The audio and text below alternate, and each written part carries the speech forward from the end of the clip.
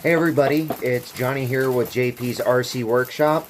Going to do a really quick video about lipos and what some of the numbers on them mean. I'm going to start with my Onyx 4000 milliamp 25C lipo battery. The C rating is its discharge capacity. So to find out how many amps your battery puts out, you multiply this number by this number and then divide it by, I believe it's 1000. So this battery right here will do 120 amp discharge max. So you can use it in a vehicle with 120 amp ESC and not have a problem. This Horizon Hobby 30C Reaction 2S battery has a back to this one. This Onyx battery has a 1C charge rating, which means it can only be charged at 4 amps. The battery's made by Duratrax for Onyx, but this can be charged at 4 amps. It will produce as much as 120 amps on discharge. And it has basically a 4000 milliamp gas tank. This one is also a 4000 milliamp. This has a 3C charge rating, so this battery will be able to be charged at as much as 12 amps, which is your 3C on your charge rating times your milliamp hours, which milliamps is, 1000 milliamps is 1 amp. So you can charge this battery at up to 12 amps. If it was a 2C, it would be 8 amps, or a 1C, it would be 4000 milliamps. I only charge at 1.5C, which is maxes out my charger at 6 amps. But this battery right here, being a 30C 4000 milliamp, can produce 150 amp burst. Finally, we're going to look at my Track Power 5000 milliamp 40C Dark Series lipo battery. This battery right here was a thrift shop score of the century. I paid $5 for this battery, and it was in storage voltage when I bought it, so it was a good deal. The plug had to be purchased because it came without its charge plug. But anyway, this battery, being a 5000 milliamp 40C discharge, is capable of putting out a 200 amp burst. So this is a very decent battery, especially for when you factor in that it's a $5 battery with a $7 plug that can be reused on other batteries. But anyway, this is a 1C charge rating on this battery, so it can be charged at up to 5 amps. There's a lot of videos out there of people with showing carnage of lipo fires, and the biggest thing on lipo safety is, I charge them in an ammo can with the rubber seal removed. A hole drilled inside with a rubber grommet that has my charger wire and a balance lead extension going into the box. So if there is a problem, then it isn't as dangerous. A person can easily grab the ammo can and get it out of the house before it gets too hot. If you have a concrete slab in a room where there's nothing flammable nearby, like in your garage. That would be an ideal place, or a back porch, or somewhere where it's nowhere near your house. If you're worried about lipos, I've not had any problems with them, other than I've had a couple of batteries that I've had a little bit of issues with, minor puffing, usually just after running. Just be a little careful with them after that, and their puffing has gone down on its own. And I still run those batteries, but I am a little more cautious about how hard I run them, and a little more cautious of charging them. When I run my batteries down, I'll bring them up to storage voltage by putting my charger in lipo storage mode. I bring them up to storage voltage, so it's 20 minutes of battery to bring them up to full run voltage.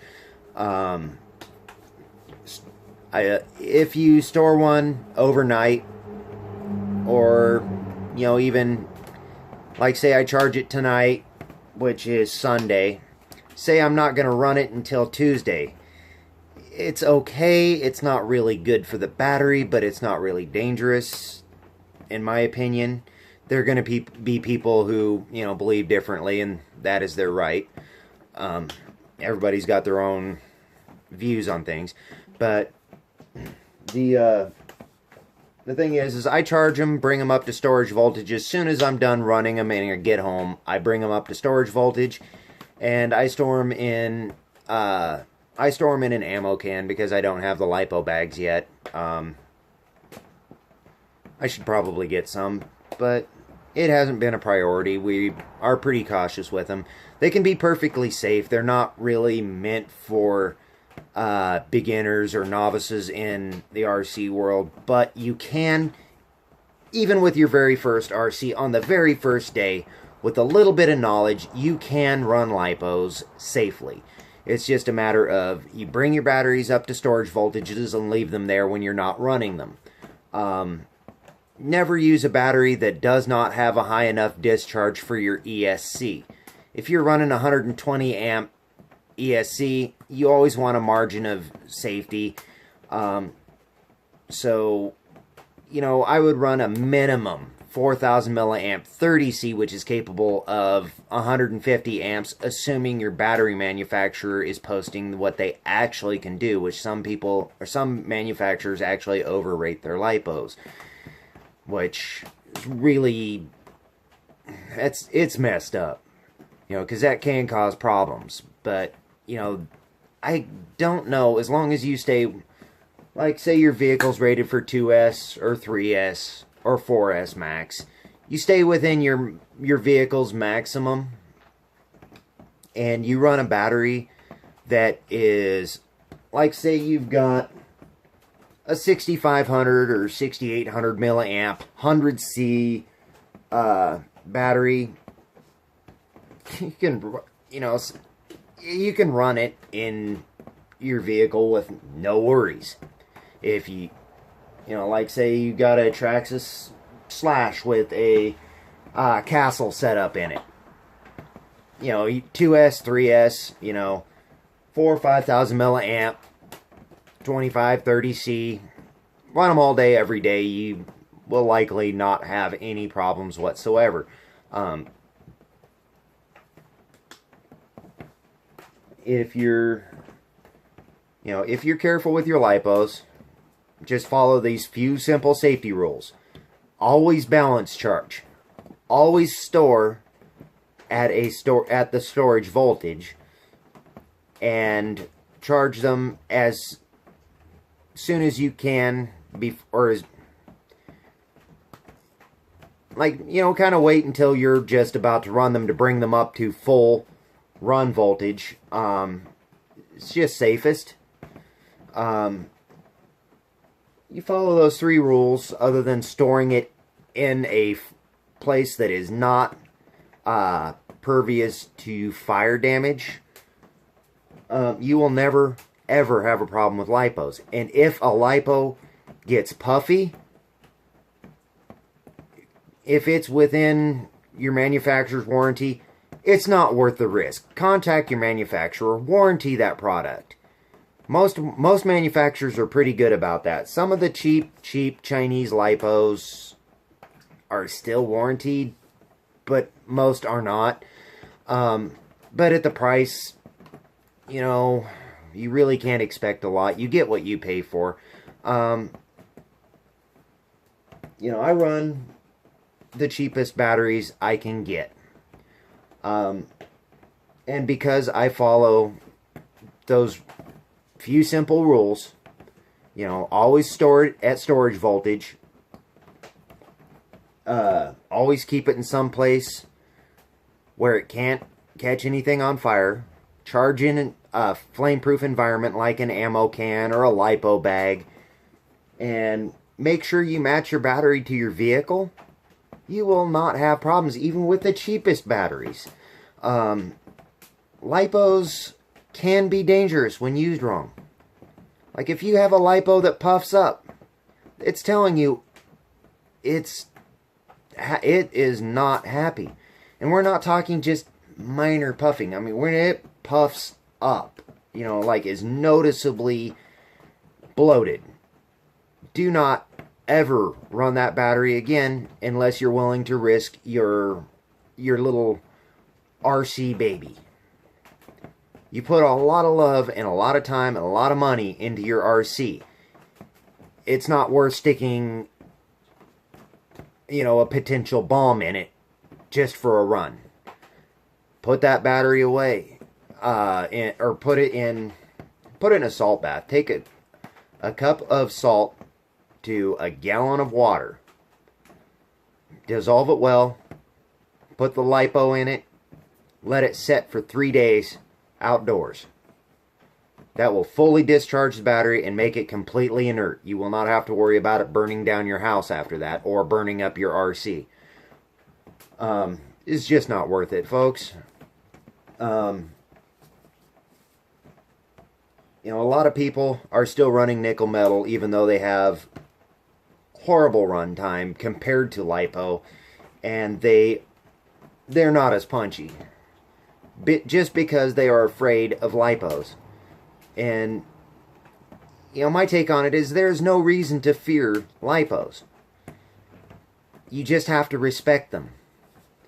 You know, it's much the same as a gun. A gun in the hands of somebody who knows how to use it, who takes proper safety precautions,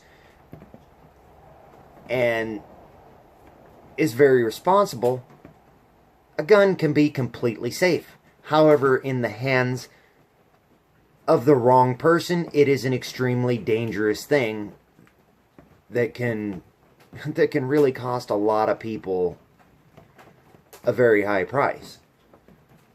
A lipo battery, when used properly, is safe and a great way to get a little more out of your RCs.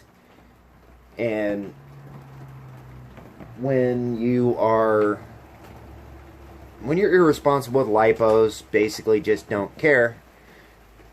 Don't balance charge, don't storage voltage, store them.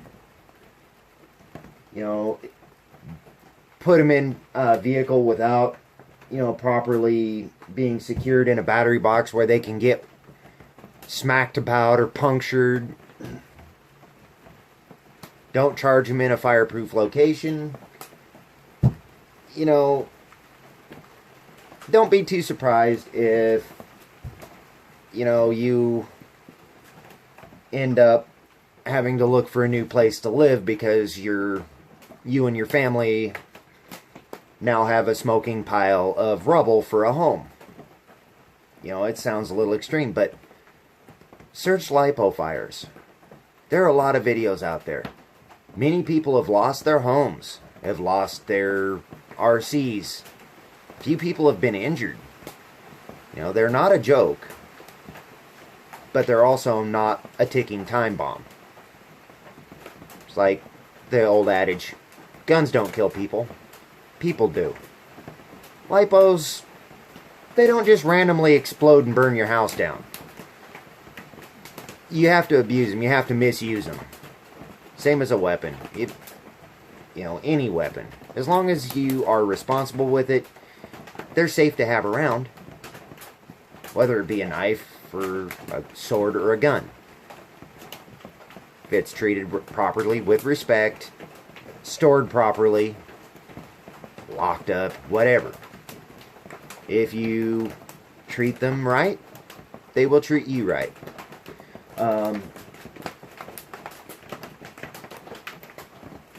You know, I haven't mentioned lipos before, but I do not run nickel metal in anything I own except for my ECX Barrage. I have one nickel metal hydride pack, and the only reason I have that is it came with it when I bought it. And it still works.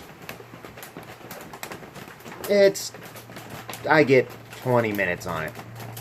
But that's 20 extra minutes I get to play with my crawler. So, you know, nickel metal hydrides will work. Lipos, they work better.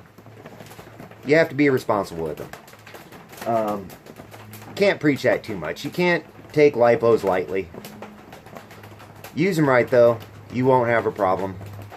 You should feel comfortable with them. If you don't feel comfortable with them, do more research. Talk to people who use nothing but lipos, who don't have problems, who do the responsible thing with them, with the storage voltage, charging in a fireproof location, and storing them in a fireproof location. Charge just before you're going to go run them.